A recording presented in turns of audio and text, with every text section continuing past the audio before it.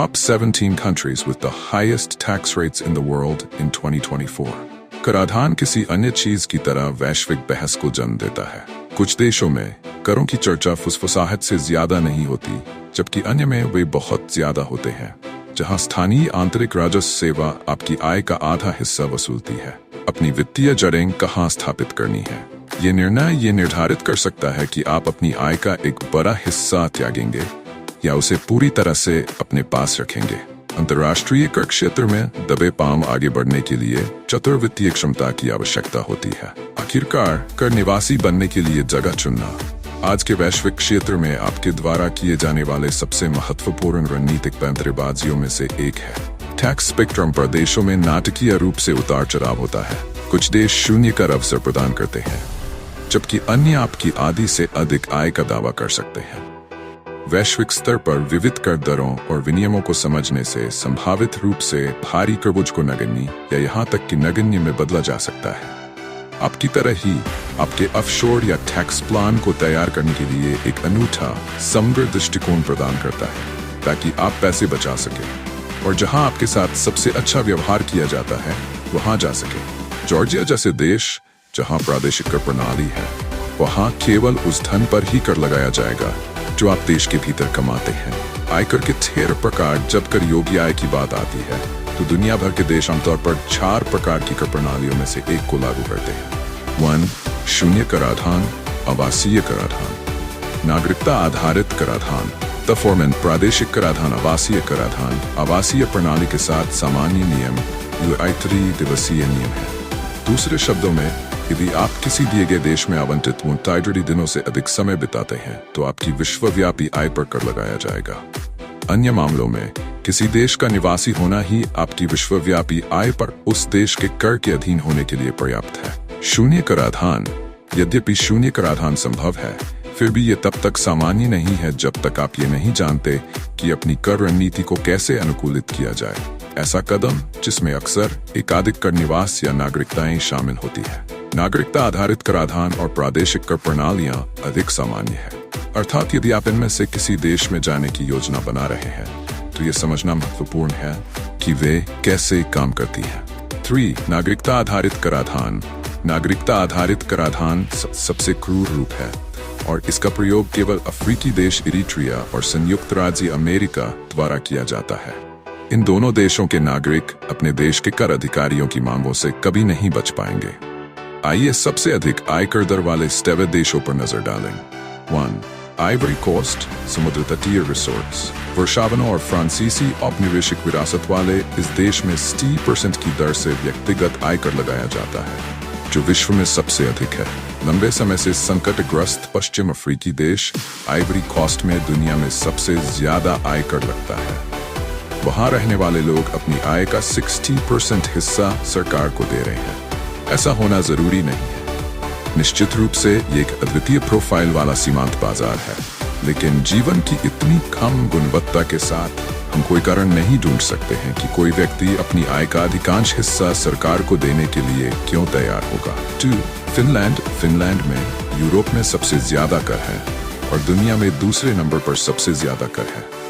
दरें इतनी ज्यादा हैं कि सिर्फ 5.5 मिलियन लोगों का ये छोटा सा देश 44% की अपनी शीर्ष आय दर की बदौलत सबसे ज्यादा कर लगाने वाले देशों की सूची में सबसे ऊपर आता है। हालांकि फिनलैंड अतिरिक्त कर भी लगाता है, जिसमें 2.8% तक का स्थानीय नगरपालिका कर और 2.25% तक का चर्च कर शामिल है। फिनलैंड में पूंजीगत लाभ कर भी सबसे अधिक है। एक दिलचस्प तथ्य यह है कि जो कोई भी फिनलैंड में आता है और 6 महीने से अधिक समय तक रहता है, वह कर प्रशासक के दृष्टिकोण से निवासी बन जाएगा और किसी भी निवासी की विश्वव्यापी आय स्रोत देश के बीच कोई भेद किए बिना फिनिश कर के अधीन होगी। 3. जापान। नामात्र सकल घरेलू उत्पाद के मामले में जापान संयुक्त राज्य अमेरिका और चीन के बाद दुनिया की तीसरी सबसे बड़ी राष्ट्रीय अर्थव्यवस्था है। क्रय शक्ति समता के मामले में ये संयुक्त राज्य अमेरिका, चीन और भारत के बाद दुनिया की चौथी सबसे बड़ी राष्ट्रीय अर्थव्यवस्था है। ये सब उस देश के लिए काफी आश्चर्यजनक है जिसकी आबादी दुनिया में 11वीं सबसे बड़ी है। कई लोग जापान की सफलता का श्रेय उनकी शानदार कार्यनीति को देते हैं। दुनिया के किसी भी दूसरे शहर से ज्यादा करोड़पतियों का घर होने के कारण जापान उच्च कर वाले देशों में एकमात्र एशियाई देश है जिसकी उच्चतम सीमांत कर दर 45% है। एशिया में जापानी कंपनियों के पास कई तरह की अत्याधुनिक तकनीक और ऑटोमोबाइल बनाने का वर्चस्व है, जिसका मतलब है कि सरकार के पास कर लगाने के लिए बहुत ज्यादा आय है। ये उन चंद देशों में से एक है जिसकी संस्कृति की तुलना दुनिया भर में लोकप्रियता के मामले में पश्चिमी समकक्षों से की जा सकती है। डेनमार्क एक विकसित अर्थव्यवस्था है जो प्रति व्यक्ति सकल घरेलू उत्पाद के मामले में दुनिया में 9वें स्थान पर है और प्रति व्यक्ति नाम मात्र सकल घरेलू उत्पाद में 6वें स्थान पर है। चूंकि डेनमार्क की जनसंख्या बहुत कम है, इसलिए सरकार ने अपने लोगों की आवश्यकताओं को पूरा करने के लिए शीर्ष आय वालों के लिए कुल करों में 53% तक की दर से व्यक्तिगत आयकर लगाया। इन जरूरतों में डेनिश कल्याणकारी राज्य भी शामिल है, जो अन्य बातों के अलावा इस अवधारणा पर आधारित है कि नागरिकों को करों द्वारा भुगतान की जाने वाली विभिन्न सेवाओं तक समान पहुंच होनी चाहिए। कई लोग इसे इसकी उच्च कर दरों के औचित्य के रूप में देखते हैं, जो डेनिश लोगों के लिए सामाजिक कार्यक्रमों तक पहुंच बढ़ाने की भी अनुमति देता है। शायद यही कारण है कि डेनमार्क के लोगों को विश्व स्तर पर सबसे खुशहाल लोगों में गिना जाता है। संभवतः इसका कारण उनका हाइडे को अपनाना है। ये एक ऐसी अवधारणा है जो क्षणों को सुखद, आकर्षक या विशेष के रूप में मनाती है, चाहे वे अकेले हों या दोस्तों के साथ, घर पर हों या बाहर। हम किसी देश की खुशहाली के स्तर के लिए हमेशा मानसिकता को ही जिम्मेदार मानेंगे, न कि कराधान को। 5. ऑस्ट्रिया दुनिया में जर्मन भाषी देश बहुत ज्यादा नहीं है, लेकिन उनमें से लगभग सभी काफी विकसित हैं और ऑस्ट्रिया भी इसका अपवाद नहीं है। ये भी मांग करता है कि इसके लोग इस विशेषाधिकार के लिए भुगतान करें, क्योंकि यूरो मिलियन से ज्यादा कमाने वाले किसी भी व्यक्ति के लिए उच्चतम सीमांत कर दरें 55% है। उच्च आयकर दर के अलावा इसकी सामाजिक सुरक्षा दर भी 8%, बोनस भुगतान 6% की दर से लिया जाता है और पूंजीगत लाभ कट 0.5% है। प्रति व्यक्ति सकल घरेलू उत्पाद के मामले में ऑस्ट्रिया दुनिया का 55वां सबसे अमीर देश है। इसकी सामाजिक बाजार अर्थव्यवस्था अच्छी तरह से विकसित है और जीवन स्तर भी ऊंचा है, लेकिन आपको खुद से पूछना होगा, किस कीमत पर? जीवन की गुणवत्ता के मामले में ऑस्ट्रिया में आप जो कुछ भी पा सकते हैं वह बहुत कम कर दरों वाले अन्य देशों में भी पाया जा सकता है। इसलिए जबकि ऑस्ट्रिया की यात्रा करना अच्छा हो सकता है, इसे अपना कर घर बनाने की योजना न बनाएं। स्वीडन दुनिया की 3वीं सबसे बड़ी अर्थव्यवस्था है।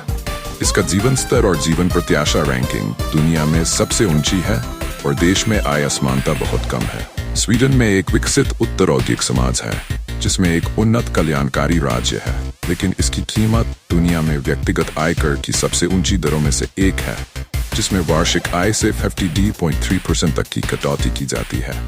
फिर भी यह 96 की 61% की दर से बेहतर है।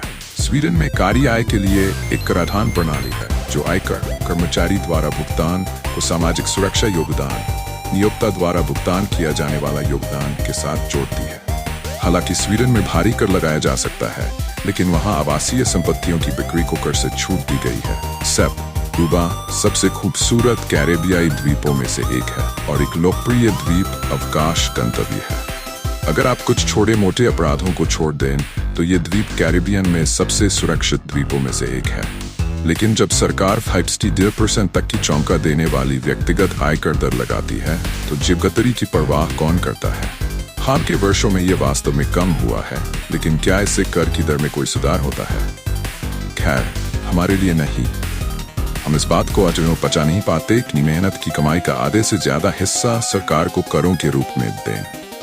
बेल्जियम की मजबूत वैश्वीकृत अर्थव्यवस्था और परिवहन बुनियादी ढांचा यूरोप के बाकी हिस्सों के साथ एकीकृत है। अत्यधिक औद्योगिक क्षेत्र के केंद्र में स्थित होने के कारण ये दुनिया का 8वां सबसे बड़ा व्यापारिक राष्ट्र बन गया है। ये सब बहुत अच्छा लगता है, लेकिन आपको ये पता नहीं चलता कि इस देश में व्यक्तिगत आयकर की दरें यूरोप में सबसे अधिक है।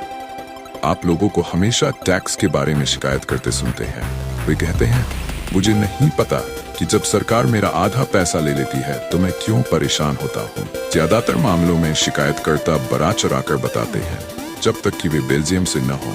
ऐसा इसलिए है क्योंकि बेल्जियम सरकार सचमुच यही करती है। वह नागरिकों के वेतन का बहुत ज्यादा हिस्सा करों के रूप में लेती है। वर्तमान में यदि आप 14,200 से अधिक कमाते हैं तो आप पर 50% की दर से कर लगाया जाएगा। और अगर आपको लगता है कि यह पागलपन है तो याद रखें कि यह वास्तव में एक सुधार है, क्योंकि हाल ही में ये दर संभावित रूप से ही 0% तक जा सकती थी। 9. इजराइल इस छोटे से मध्य पूर्वी देश में नवाचार की दर प्रभावशाली है। इस सूची में इजराइल उन दुर्लभ गैर यूरोपीय देशों में से एक है जिसकी आबादी 9 मिलियन से कुछ ज्यादा है। दुनिया में स्टार्टअप कंपनियों की संख्या के मामले में यह 8वें स्थान पर है और 2008 की महामंदी के दौरान दुनिया की सबसे लचीली अर्थव्यवस्थाओं में से एक था। वर्तमान में इजराइल की प्रति व्यक्ति जीडीपी दक्षिणी यूरोपीय देशों के समान है। अपने इतिहास, भौगोलिक स्थिति और उच्च गुणवत्ता वाली विश्वविद्यालय शिक्षा प्रणाली के कारण यह अत्यधिक प्रेरित आबादी का घर है, जो देश के उच्च तकनीक उछाल और तेज आर्थिक विकास को आगे बढ़ा रहा है। लेकिन इन सब के लिए एक कीमत चुकानी होगी, 50% की उच्चतम सीमांत कर दर। स्लोवेनिया यूरोप के सबसे छोटे देशों में से एक होने के बावजूद स्लोवेनिया अपने नागरिकों पर 80% तक की प्रगतिशील आयकर दर लगाता है। स्लोवेनिया जर्मनिक, लैटिन और स्लाविक संस्कृतियों के त्रिबिंदु पर स्थित है। स्लोवेनिया की जनसंख्या मात्र 2.1 मिलियन है और ये यूरोपीय संघ के सबसे छोटे देशों में से एक है। ये यूरोपीय संघ में शामिल होने वाले कई पूर्व यूएसएसआर देशों में से एक है, लेकिन इसके साथ ही पूर्व कम्युनिस्ट देशों में इसकी कर दरें सबसे अधिक है। फिर भी स्लोवेनिया एक विकसित अर्थव्यवस्था है और पोलैंड और रूस जैसी क्षेत्रीय शक्तियों के सामने प्रति व्यक्ति सकल घरेलू उत्पाद के आधार पर स्लाव देशों में सबसे अमीर है। नीदरलैंड की विकसित अर्थव्यवस्था सदियों से यूरोपीय अर्थव्यवस्था में एक विशेष भूमिका निभाती रही है। ये इतना प्रभावशाली रहा है कि ये उस संगठन के संस्थापक सदस्यों में से एक था जो बाद में यूरोपीय संघ बन गया। नीदरलैंड विश्व की 7वीं सबसे बड़ी अर्थव्यवस्था है और पश्चिमी यूरोप के मध्य में स्थित होने के कारण इसे ब्रिटेन और जर्मनी के बाजारों तक आसान पहुंच प्राप्त है तथा रॉटरडैम बंदरगाह यूरोप का सबसे बड़ा बंदरगाह है। इस व्यापारिक महाशक्ति तथा पृथ्वी पर सबसे अधिक घनी आबादी वाले स्थानों में से एक में 75,509 से अधिक की सभी आय पर आयकर की दर 49.5% है। 12.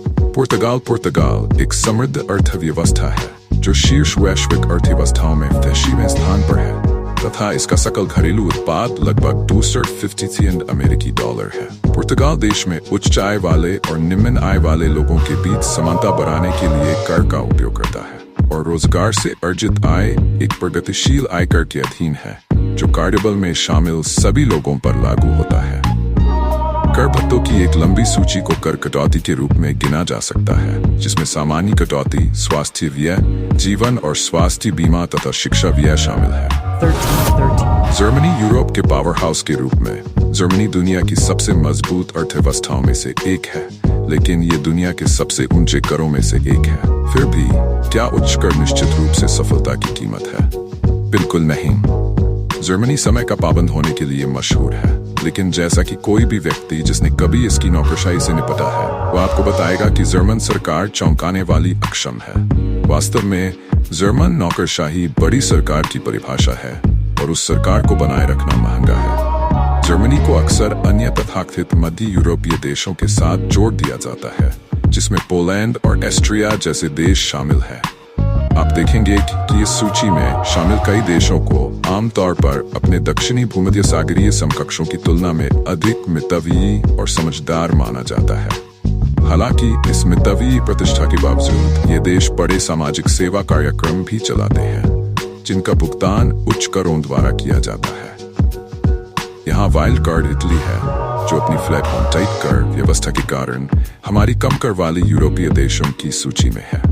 जर्मनी के मामले में यह एक प्रगतिशील कर प्रणाली है, जिसमें उच्चतम आय वालों के लिए व्यक्तिगत आयकर की दर 45% है। फोर्ट लग्जमबर्ग इतने छोटे देश के लिए लग्जमबर्ग में निश्चित रूप से कुछ पड़ेगा। लग्जमबर्ग की ग्रैंड डची, हाँ, ये इसका आधिकारिक पदनाम है। बेल्जियम, जर्मनी और फ्रांस के बीच बसा एक छोटा यूरोपीय संघ का सदस्य राज्य है। ये देश जरूरी नहीं कि बहुत ज्यादा मशहूर हो और आमतौर पर एक सुरक्षित और समझदार देश के रूप में जाना जाता है। जिसकी अर्थव्यवस्था, सरकार और बैंकिंग प्रणाली स्थिर है। संयोग से ऊपर आयरलैंड और नीचे पुर्तगाल की तरह इसके पास दुनिया के सबसे अच्छे पासपोर्ट में से एक है। दुर्भाग्यवश यहाँ विश्व की सबसे ऊंची आयकर दरों में से एक है। यहाँ प्रगतिशील प्रणाली लागू है जो 3.5% की व्यक्तिगत आयकर दर के साथ शीर्ष आय वालों को लक्षित करती है। आयरलैंड जब बात सेवा की गुणवत्ता और राष्ट्र की सामान्य मित्रता की आती है तो हम आयरलैंड के बड़े प्रशंसक हैं। इतने अधिक कि हमने कुछ समय पहले डबलिन में अपना नोमैड मास्टरमाइंड इवेंट आयोजित करने का निर्णय लिया।